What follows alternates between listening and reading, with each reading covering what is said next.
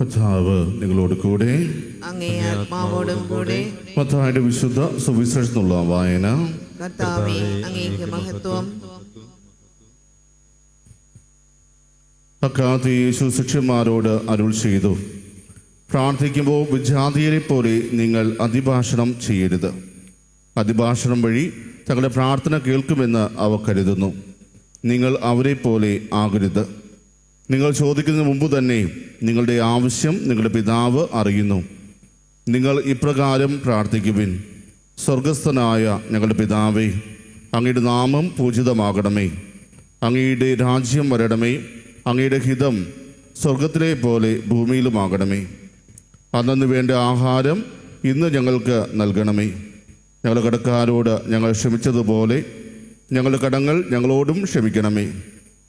ഞങ്ങളെ പ്രലോഭനത്തിൽ ഉൾപ്പെടുത്തരുതേ, തിന്മയിൽ നിന്ന് ഞങ്ങളെ രക്ഷിക്കണമേ. മറ്റുള്ളവരുടെ തെറ്റുകൾ നിങ്ങൾ ക്ഷമിക്കുമെങ്കിൽ സ്വർഗസ്ഥനായ നിങ്ങളുടെ പിതാവ് നിങ്ങളോടും ക്ഷമിക്കും.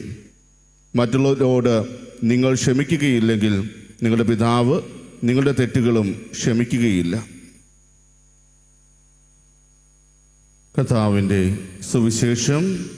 ക്രിസ്തുവേ, അങ്ങേക്ക് സ്തുതി. മിശിഹായിൽ ഇത്രയും സ്നേഹമുള്ളവരെ, തിരുസഭാ മാതാവ് ഇന്ന് നമ്മുടെ വിചിന്തനത്തിനായിട്ട് നമുക്ക് നൽകിയിരിക്കുന്ന വചനഭാഗം മത്തായിയുടെ സുവിശേഷം 6-ാം അധ്യായം 7 മുതൽ 15 വരെയുള്ള തിരുവചനങ്ങളാണ്. കഴിഞ്ഞ ദിവസം നമ്മൾ വായിച്ചു കേട്ടത് വിജാതീയര് പോലെയല്ല, മറിച്ച് യഹൂദർ എപ്രകാരമാണ് പ്രാർത്ഥിക്കുന്നത് എന്നാണ്.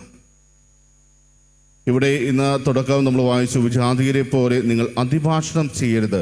അതേസമയം ഇന്നലത്തെ വായനയിൽ യഹൂദരുടെ കാപട്യവും പൊള്ളത്തരവും എങ്ങനെയാണ് പ്രാർത്ഥനയിൽ പ്രതിഫലിക്കുന്നത് എന്ന് വളരെ വ്യക്തമായിട്ട് കർത്താവ് നമ്മോട് പറയുന്നുണ്ട്. അവൾ പ്രാർത്ഥിക്കുമ്പോൾ മറ്റുള്ളവരെ കാണിക്കുവാൻ വേണ്ടി പ്രാർത്ഥിക്കുന്നതിനെക്കുറിച്ച് പറയുകയാണ്. അതേസമയം അതിൻ്റെ നേരെ വിപരീതമായി വിജാതീയർ പ്രാർത്ഥിക്കുമ്പോൾ കുറച്ചുകൂടി കൂടുതൽ കാര്യങ്ങൾ പ്രാർത്ഥിക്കുന്നു, അതിഭാഷണം നടത്തുന്നതായിട്ടും ഇന്നത്തെ സുവിശേഷത്തിൽ സൂചിപ്പിക്കുകയാണ്.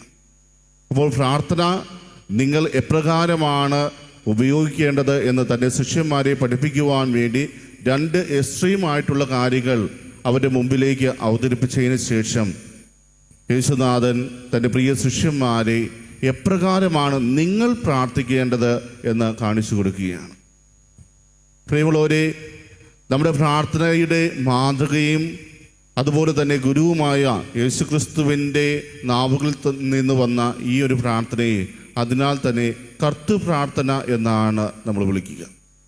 കർത്താവ് തന്നെ തൻ്റെ അധരം കൊണ്ട് നമ്മളെ പഠിപ്പിച്ച പ്രാർത്ഥനയാണ്. അതുകൊണ്ട് തന്നെ ഏറ്റവും ഉത്കൃഷ്ടമായ പ്രാർത്ഥന ഏതാണ് എന്ന് ചോദിക്കുകയാണെങ്കിൽ തീർച്ചയായും സ്വർഗസ്ഥനായ പിതാവേ എന്ന പ്രാർത്ഥനയാണ് അത് എന്ന് നമുക്ക് പറയുവാൻ സാധിക്കും. ഈ സ്വർഗസ്ഥനായ പിതാവേ എന്ന പ്രാർത്ഥനയിലൂടെ യേശുനാഥൻ തൻ്റെ പ്രിയ ശിഷ്യന്മാരെയും ഞങ്ങളുടെ പിതാവേ എന്ന് വിളിക്കുവാൻ പ്രാപ്തനാക്കി എന്നുള്ളതാണ് അതിൻ്റെ ഏറ്റവും വലിയ മഹനീയത എന്ന് പറയുക. യേശുനാഥൻ സുവിശേഷത്തിലുടനീളം പിതാവായ ദൈവത്തെ എൻ്റെ പിതാവേ എന്നാണ് അഡ്രസ്സ് ചെയ്തുകൊണ്ടിരുന്നത്. എൻ്റെ പിതാവേ എന്ന് സ്വർഗസ്ഥനായ പിതാവിനെ അവിടെ നിന്ന് വിളിച്ചപ്പോൾ ആ ഒരു രീതിയിലേക്ക് നമ്മളെ കൂടി കൊണ്ടുവരികയാണ്. സ്വർഗസ്ഥനായ ഞങ്ങളുടെ പിതാവേ എന്ന് വിളിക്കുന്നതിലൂടെ നമ്മളെയും പിതാവായ ദൈവത്തെ ഞങ്ങളുടെ പിതാവേ എന്ന് അഡ്രസ്സ് ചെയ്യുവാൻ വേണ്ടി യോഗ്യരാക്കി എന്നുള്ളതാണ്. ഒരിടത്തും ഒരു ദൈവത്തെയും ഞങ്ങളുടെ പിതാവേ എന്ന് വിളിക്കുന്നതായിട്ട് നമുക്ക് കാണുവാൻ സാധിക്കില്ല. അത് നമുക്ക് ലഭിച്ചിരിക്കുന്ന ഏറ്റവും വലിയ അനുഗ്രഹം തന്നെയാണ്. ഈ പ്രാർത്ഥനയെ നമ്മൾ നോക്കുകയാണെങ്കിൽ പ്രധാനമായും 7 യാചനകൾ അല്ലെങ്കിൽ 7 സ്തുതിപ്പുകളായിട്ടാണ് ഈ പ്രാർത്ഥനയെ ക്രമീകരിച്ചിരിക്കുന്നത് എന്ന് നമുക്ക് മനസ്സിലാക്കുവാൻ സാധിക്കും. അതിൽ ആദ്യത്തെ 3 സ്തുതിപ്പുകൾ അല്ലെങ്കിൽ യാചനകൾ അതൊരിക്കലും നമ്മുടെ ആവശ്യങ്ങൾ കർത്താവിൻ്റെ മുമ്പിൽ അവതരിപ്പിക്കുന്ന ഒന്നല്ല, മറിച്ച് കർത്താവിനെ മഹത്വപ്പെടുത്തുന്ന ഒന്നാണ്. അല്ലെങ്കിൽ പിതാവായ ദൈവത്തിൻ്റെ മഹത്വത്തിലേക്ക് നമ്മളെ ഓരോരുത്തരെയും ആകർഷിക്കുന്ന ഒന്നാണ്. ഈ ഒരു പ്രാർത്ഥനയിലൂടെ കർത്താവ് നമ്മളോട് വളരെ മനോഹരമായിട്ട് പറയുന്നു, ഈ പ്രാർത്ഥന ഒരിക്കലും നിന്റെ കാര്യങ്ങൾ കർത്താവിനെ അറിയിക്കുവാൻ വേണ്ടിയുള്ളതല്ല, മറിച്ച് നീ ആ പ്രാർത്ഥനയിലൂടെ നിന്നെ തന്നെ കർത്താവിന് സമർപ്പിക്കുന്ന ഒന്നാണ്. അതോടൊപ്പം തന്നെ നിനക്ക് നഷ്ടപ്പെട്ടു പോയ എല്ലാ മഹത്വവും നിന്റെ ജീവിതത്തിലൂടെ തിരികെ പിടിക്കാനുള്ളതാണ്. നമ്മുടെ ജീവിതം എന്ന് പറയുന്നത് ദൈവത്തെ മഹത്വപ്പെടുത്താനുള്ളതാണെങ്കിൽ നിന്റെ ജീവിതത്തിലൂടെ നീ നഷ്ടപ്പെടുത്തിയ ആ മഹത്വം തിരികെ പിടിക്കണം.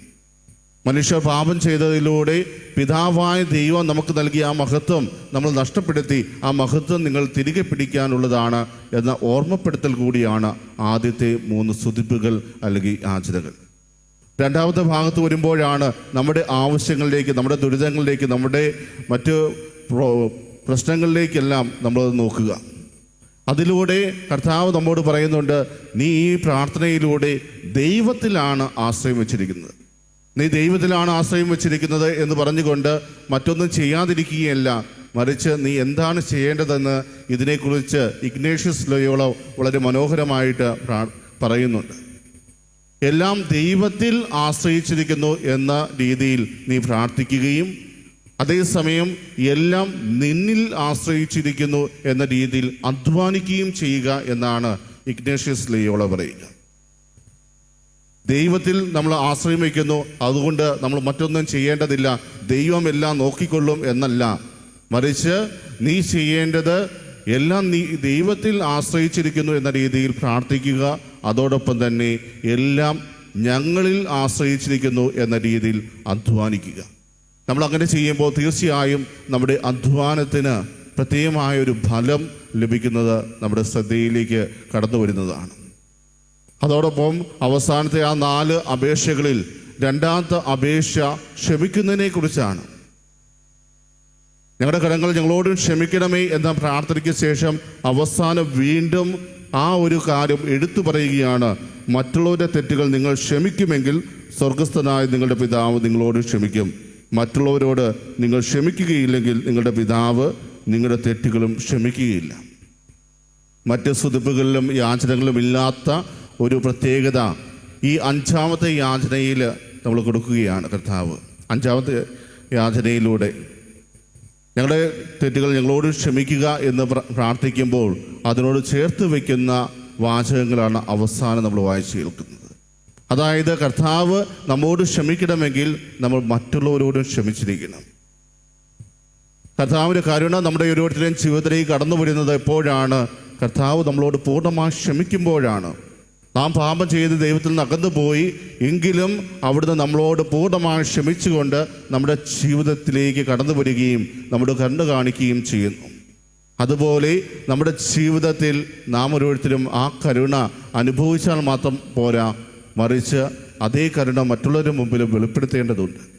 അതിന് നാം ചെയ്യേണ്ടത് മറ്റുള്ളവരുടെ തെറ്റുകൾ ക്ഷമിക്കുക എന്നുള്ളതാണ്. മറ്റുള്ളവരുടെ തെറ്റുകൾ ക്ഷമിക്കാതെ നമുക്കൊരിക്കലും പിതാവായ ദൈവത്തോട് കർത്താവ് ഞങ്ങളുടെ തെറ്റുകൾ ക്ഷമിക്കണമേ എന്ന് പ്രാർത്ഥിക്കുവാൻ സാധിക്കില്ല. കാരണം നമ്മുടെ ജീവിതത്തിലൂടെ എനിക്ക് മറ്റുള്ളവരോട് ക്ഷമിക്കാൻ സാധിക്കുമെന്ന് നമ്മൾ ദൈവത്തെ ബോധ്യപ്പെടുത്തണം. പ്രിയമുള്ളവരെ, അതിനാലാണ് കർത്താവ് നമ്മോട് പറയുക, നിന്റെ ജീവിതത്തിലേക്ക് കർത്താവ് പ്രവർത്തിച്ചതുപോലെ നീ മറ്റുള്ളവരുടെ ജീവിതത്തിലും പ്രവർത്തിക്കുക. നിന്നോട് കർത്താവ് കരുണ കാണിച്ചിട്ടുണ്ടെങ്കിൽ നീ മറ്റുള്ളവരോടും കരുണ കാണിക്കുക. നിന്നെ കർത്താവ് സ്നേഹിച്ചിട്ടുണ്ടെങ്കിൽ നീ മറ്റുള്ളവരെയും സ്നേഹിക്കുക. പരസ്പരം സ്നേഹിക്കുക എന്ന് കർത്താവ് നമ്മോട് പറയുമ്പോൾ അതിൻ്റെ ആഴത്തിൽ കർത്താവ് നമ്മളെ സ്നേഹിച്ചിട്ടുണ്ട്. ഹൃദയത്തിൻ്റെ ആഴത്തിൽ നിന്നുകൊണ്ട് കർത്താവ് നമ്മെ സ്നേഹിച്ചിട്ടുണ്ട്. അതുകൊണ്ട് തന്നെയാണ് തൻ്റെ ഏകജാതനെ തന്നെ ഈ ലോകത്തിലേക്ക് കർത്താവ് അയക്കുന്നത്. അതിനാൽ ഇന്ന് ഈ ദിവ്യബലി സംബന്ധിക്കുമ്പോൾ കർത്തൃപ്രാർത്ഥനയുടെ പൂർണ്ണമായ അർത്ഥതലങ്ങൾ മനസ്സിലാക്കിക്കൊണ്ട് കർത്താവേ, ഇത് 7 സ്തുതിപ്പുകളോ 7 യാചനകളോ എന്നതിനേക്കാൾ ഉപരി എന്നെ പിതാവായ ദൈവത്തോട് അടുപ്പിക്കുന്ന ഒന്നാണ് എന്ന ബോധ്യത്തിൽ ഈ ഒരു പ്രാർത്ഥന ചെല്ലുമ്പോൾ പുത്രസഹജമായ സ്വാതന്ത്ര്യത്തോടും അതോസമയം ആശ്രയബോധത്തോടും എളിമ നിറഞ്ഞ ധീരതയോടും ഞാൻ സ്നേഹിക്കപ്പെടുന്നു എന്ന ബോധ്യത്തോടും കൂടെ കർത്താവെ ഈ പ്രാർത്ഥന ചൊല്ലുവാൻ ഞങ്ങളെ ഓരോരുത്തരെയും അനുഗ്രഹിക്കണമേ എന്ന് നമുക്ക് ആത്മാർത്ഥമായിട്ട് പ്രാർത്ഥിക്കാം. അതിന് സർവശക്തനായ ദൈവം നമ്മെ ഓരോരുത്തരെയും സമൃദ്ധമായിട്ട് അനുഗ്രഹിക്കട്ടെ. ആമേൻ.